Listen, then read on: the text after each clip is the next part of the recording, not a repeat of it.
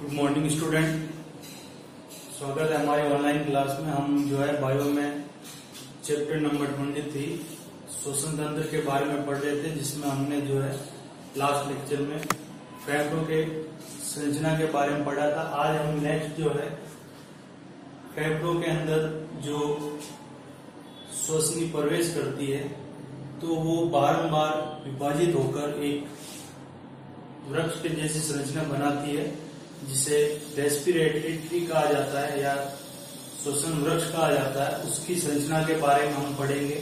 तो इसको जो है हम इस तरीके से यह समझते हैं कि ये यहाँ पर श्वास नली है, ये ट्रेकिया। ये श्वास नली वक्ष गुहा में इस तरह दो भागों में बढ़ती है और यहाँ पर ये इसको श्वसनी कहा जाता है, प्राथमिक श्वसनी, प्राइमरी ब्रोंकस। ये प्राइमरी ब्रोंकस जो है लेफ्ट और राइट यानी दायां और बाएं फेफड़े में प्रवेश करती है। फेफड़ों की स्ट्रक्चर में हमने पढ़ा था कि इसके बाद दोहरा आवरण होता है, जिसको फुफ्फुस आवरण कहा जाता है। इस प्रकार से ये इसके चारों ओर दोहरा आवरण है फेफड़ों के चारों ओर, जिसको फुफ्फुस आवरण कहते हैं। बाहरी आवरण को पैराइटल प्लूरा और आंतरिक आवरण को विसरल प्लूरा कहा जाता है। अब ये दोनों ओर से श्वसनी फेफड़ों में प्रवेश करती है। फेफड़ों में प्रवेश करने पर ये आगे और विभाजित होती है। इस प्रकार से इनका विभाजन होता है। तो यहाँ पर ये जो विभाजित हो रही है इसको द्वितीयक श्वसनी कहा जाएगा। फिर ये द्वितीयक श्वसनी जो है आगे और इनका विभाजन होता है। फिर ये तृतीयक श्वसनी कहलाती है, ट्रस्टी ब्रोंकियस। तो इनका फेफड़ों के अंदर बारंबार विभाजन होता जाता है और लास्ट में जो स्ट्रक्चर बनती है, जो लास्ट में जहां पर गैसियस एक्सचेंज या गैस का जो विनिमय होता है वो कुपिका या एल्वेलाई होती है। तो इसको हम थोड़ा यहाँ पर स्ट्रक्चर को यहाँ पर बनाते हैं कि ये श्वास नली है, जिसमें ये सी आकृति के उपास्थि के छल्ले उपस्थित है। ये यहाँ पर इस तरह दो भागों में विभाजित हुई, जिसे प्राथमिक श्वसनी कहा गया। फिर ये प्राथमिक श्वसनी फेफड़ों में प्रवेश की और यहाँ पर ये और जो है इस तरीके से इसका विभाजन हुआ। अब इसको कहेंगे द्वितीयक श्वसनी, द्वितीयक श्वसनी। फिर ये द्वितीयक श्वसनी और विभाजित होगी। अब इसको कहेंगे तृतीयक श्वसनी।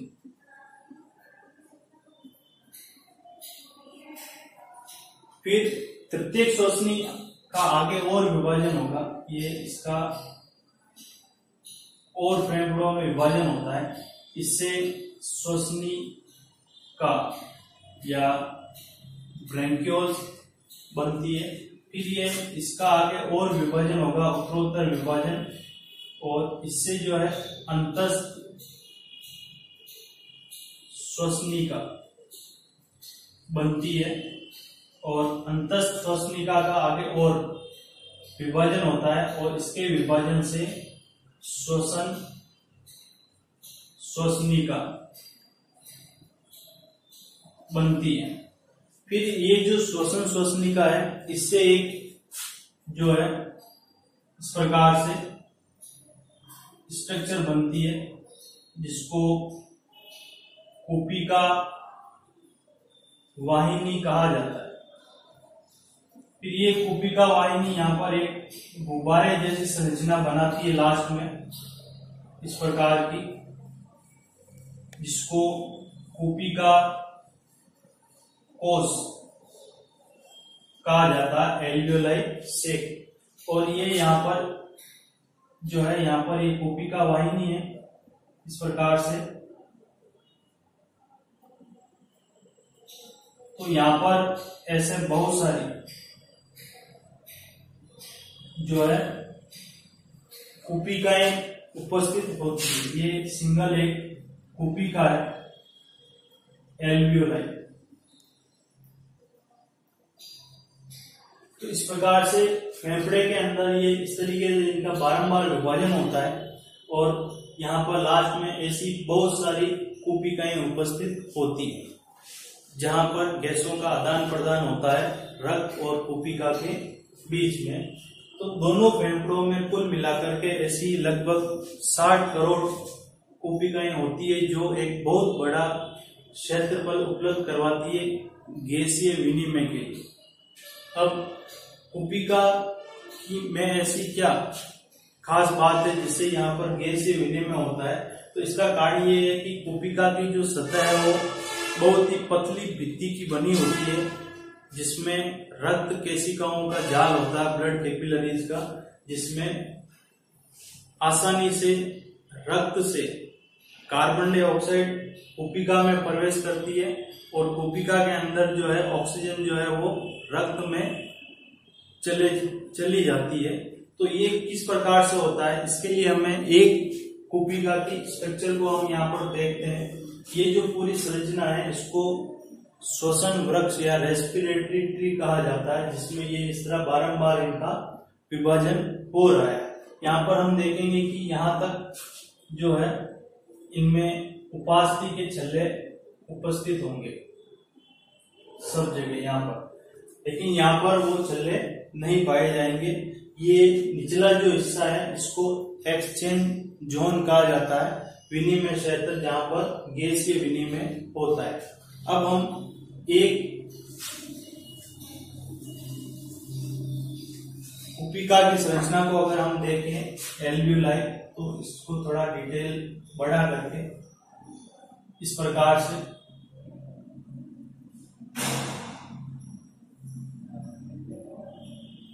ये एक कोशिका है और यहाँ पर ये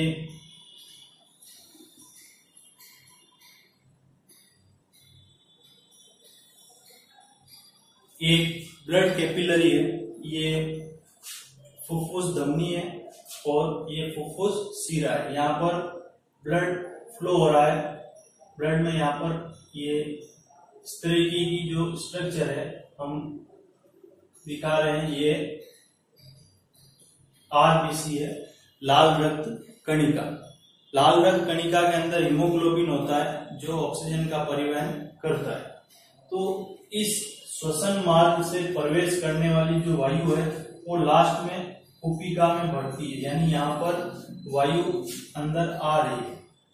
ठीक है, ये वायु जो फेफड़ों के अंदर आने वाली जो वायु है उसमें ऑक्सीजन की मात्रा रक्त के अंदर घुली हुई ऑक्सीजन की मात्रा से ज्यादा होती है, इसलिए ऑक्सीजन जो है इस कोशिका से O2 कोशिका से यहाँ पर रक्त वाहिनी ब्लड कैपिलरी में चली जाती है और रक्त के अंदर CO2 ज्यादा मात्रा में घुली होती है, कोशिका के अंदर CO2 कम मात्रा में होती है, इसलिए जो है विसरण अधिक मात्रा से कम मात्रा की ओर, यानी CO2 जो है रक्त से कोशिका में आ जाती है।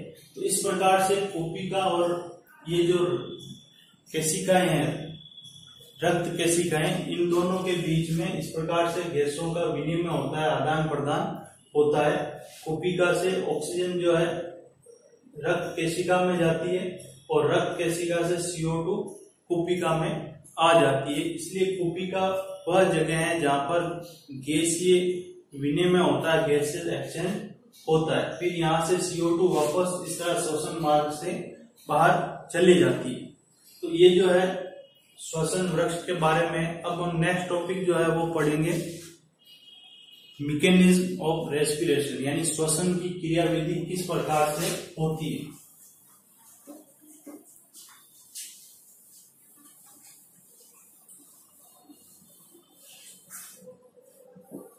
श्वसन की क्रियाविधि।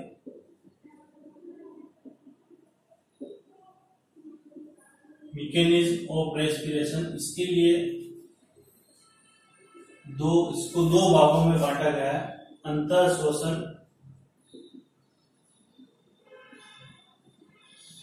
और उच्छ्वसन। श्वसन की क्रियाविधि को दो भागों में बांटा गया है, अंतर श्वसन और उच्छ्वसन। इसको इंस्पिरेशन और एक्सपीरेशन। तो अंतर श्वसन का मतलब है कि वायुमंडल से बाहर से गैस को फेफड़ों में गैस का पहुंचना या फेफड़ों में गैस का प्रवेश करना अंतर श्वसन कहलाता है, और फेफड़ों से जो है CO2 युक्त वायु या CO2 का बाहर निकलना उच्छ्वसन कहलाता है। ये किस प्रकार से होता है और इसमें क्या क्या जो है संरचनाएं सहायक है, तो सबसे पहले हम यहाँ पर देखते हैं कि ये इस प्रकार से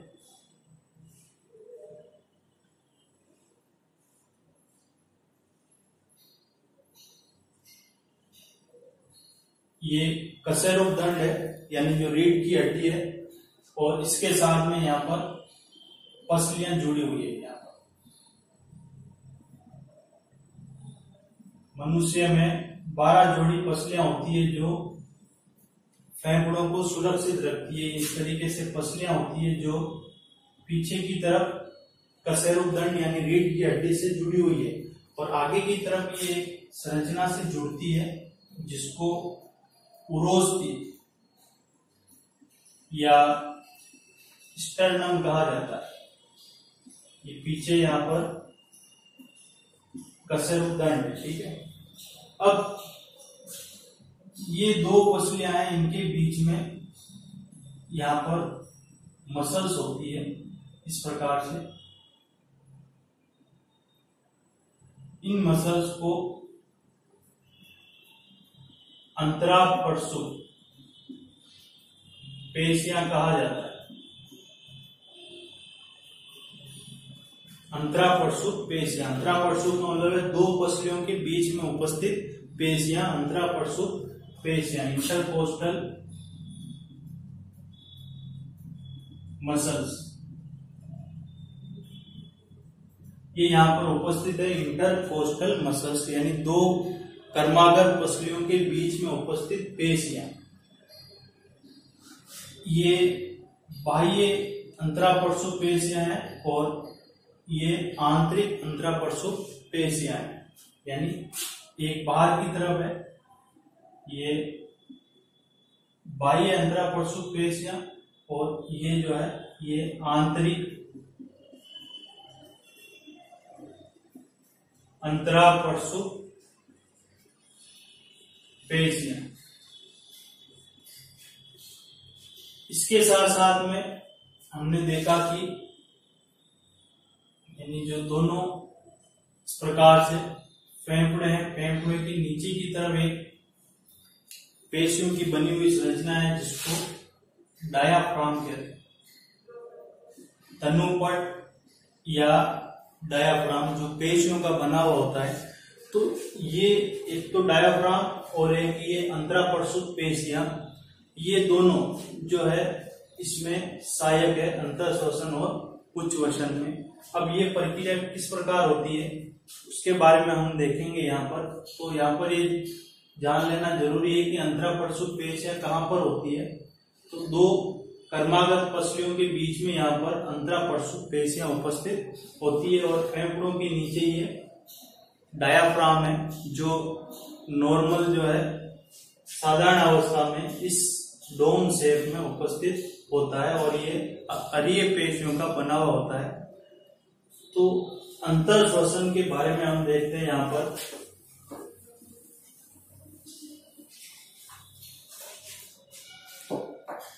कि जो अंतर श्वसन है, इंस्पिरेशन की वायु, सबसे पहले जो इसकी परिभाषा है कि वायुमंडल से वायु का फेफड़ों में प्रवेश करना,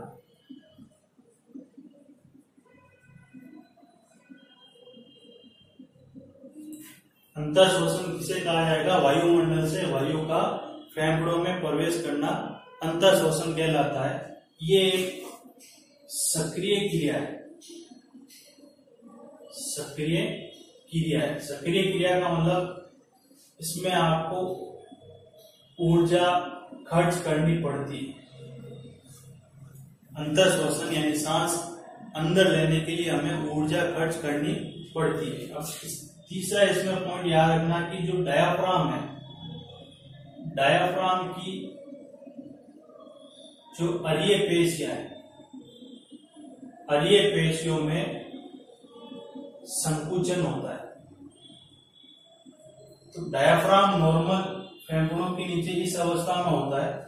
जब इसमें संकुचन होगा तो ये नीचे की तरफ, यानी ये इस तरीके से, अब ये इस तरीके का हो जाता है, यानी चपटा हो जाता है। तो नीचे की तरफ होने से फेफड़ों को और जगह मिल जाती है, जिससे वक्ष गुहा का आयतन बढ़ता है। पेशियों में संकुचन होने से डायाफ्राम चपटा हो जाता है, डायाफ्राम चपटा हो जाता है और इससे जो है वक्ष गुहा का आयतन उसमें वृद्धि हो जाती है, यानी वक्ष गुहा का आयतन बढ़ जाता है। यानी डायाफ्राम नीचे आ जाएगा तो फेफड़ों को और ज्यादा जगह मिलेगी। फिर अगला इसमें ध्यान रखना कि जो बाह्य अंतरापरशु पेशियां है, बाह्य अंतरापरशु पेशियां, इनमें भी संकुचन होता है। इनमें संकुचन होने से पसलियां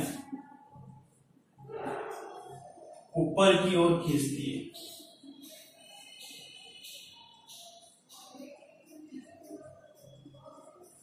पसलियां ऊपर की ओर खींचेगी। इन दोनों की वजह से जो वक्ष गुहा का आयतन बढ़ता है। पसलियां जब बाहर आएगी तो फेफड़ों में जो है ज्यादा जगह मिलेगी, जिससे इन दोनों क्रियाओं के फलस्वरूप, यानी डायाफ्राम की अरीय पेशियों में संकुचन और बाह्य अंतरापरशु पेशियों के संकुचन से वक्ष गुहा का आयतन बढ़ता है। वक्ष गुहा का आयतन बढ़ने से क्या होगा कि फेफड़ों में जो वायु का दाब है वो बाहरी वायुमंडल के दाब से कम हो जाता है। तो जब फेफड़ों में वायु का दाब कम होगा तो वायुमंडल से श्वसन मार्ग से होती हुई फेफड़ों में प्रवेश करती है। ये अंतर श्वसन कहलाता है। ठीक है, अंतर श्वसन तभी होगा जब फेफड़ों में वायु का दाब बाहर के वायुमंडल के दाब से कम होगा, तभी जो है बाहर से वायु फेफड़ों में प्रवेश करेगी। इसके लिए इन दोनों में संकुचन होता है, जिससे वक्ष गुहा का आयतन बढ़ता है। वक्ष गुहा का आयतन बढ़ने से फेफड़ों में वायु का दाब कम हो जाता है और वायु बाहर से अंदर की ओर प्रवेश करती है। अब फिर वायु बाहर से अंदर प्रवेश की, फिर उसके बाद में अगली जो अवस्था है वो है उच्चवसन यानी एक्सपीरेशन, यानी वायु का बाहर निकलना। फेफड़ों से वायु का बाहर निकलना उच्चवसन कहलाता है। तो यहाँ पर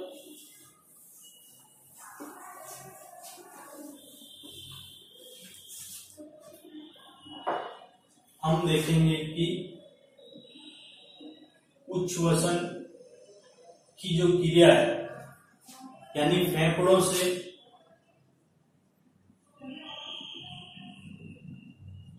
वायु का बाहर निकलना,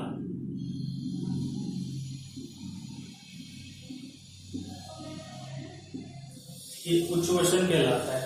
तो फेफड़ों से वायु तभी बाहर निकलेगी जब इस अंतर श्वसन का उल्टा होगा, यानी फेफड़ों के अंदर वायु का दाब बाहर के वायु दाब से ज्यादा हो जाता है, तभी वायु फेफड़ों से बाहर निकलेगी।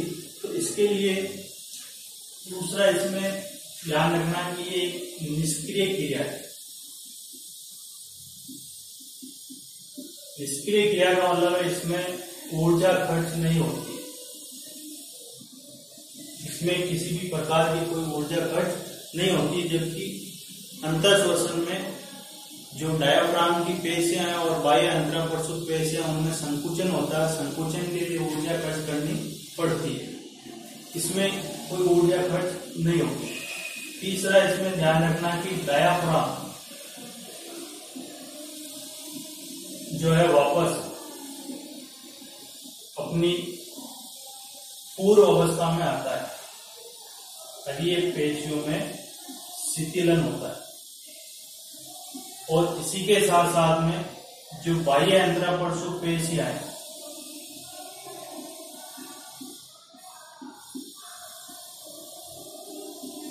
बाह्य अंतराप्रसूत पेशियों में भी शिथिलन होता है। शिथिलन का मतलब अपनी पूर्व अवस्था में आ जाती है, क्योंकि अंतर शोषण में इन दोनों में संकुचन होता है और बाद में ये 2 या 3 सेकंड बाद में वापस इनमें शिथिलन होता है। शिथिलन मतलब वापस पूर्व अवस्था में आ जाएगी। पूर्व अवस्था यानी जो डायाफ्राम अंतर शोषण में इस तरीके से इस अवस्था में आ गया तो ये वापस इस अवस्था में आ जाता है। जब डायाफ्राम वापस इस अवस्था में आएगा और बाह्य अंतराप्रसूत पेशियों में शिथिलन होगा तो पसलियों का भार फेफड़ों पर पड़ता है, जिससे फेफड़ों पर दबाव पड़ता है और दबाव पड़ने से फेफड़ों के अंदर जो वायु का दाब है वो बाहर के दाब से अधिक हो जाता है। इस कारण वायु जो है फेफड़ों से श्वसन मार्ग से होती हुई वापस बाहर निकल जाती है।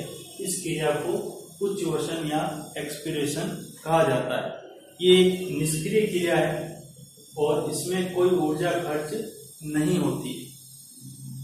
एक्सरसाइज या व्यायाम करते समय उच्चवसन क्रिया भी सक्रिय क्रिया हो जाती है, क्योंकि उस समय हमें अंतर शोषण और उच्चवसन दोनों जो है उसमें आपको ऊर्जा खर्च करनी पड़ेगी। ठीक है, तो ये ध्यान रखना कि नॉर्मल अवस्था में उच्चवसन निष्क्रिय क्रिया होती है, लेकिन अगर आप व्यायाम कर रहे हैं उस समय उच्चवसन जो है वो सक्रिय क्रिया हो जाएगी, क्योंकि उसमें आपको सांस को बाहर निकालने के लिए भी आपको ऊर्जा खर्च करनी पड़ेगी। अब इसके साथ में कि एक सामान्य व्यक्ति में जो श्वसन दर है वो 16 से 20 प्रति मिनट होती है। 16 से 20 प्रति मिनट, यानी एक व्यक्ति नॉर्मल अवस्था में 1 मिनट में 16 से, तो ये सामान्य व्यक्ति में श्वसन की दर है। तो ये श्वसन की क्रिया विधि है जिसमें अंतर श्वसन और उच्चवसन के बारे में हमने यहाँ पर पढ़ा है।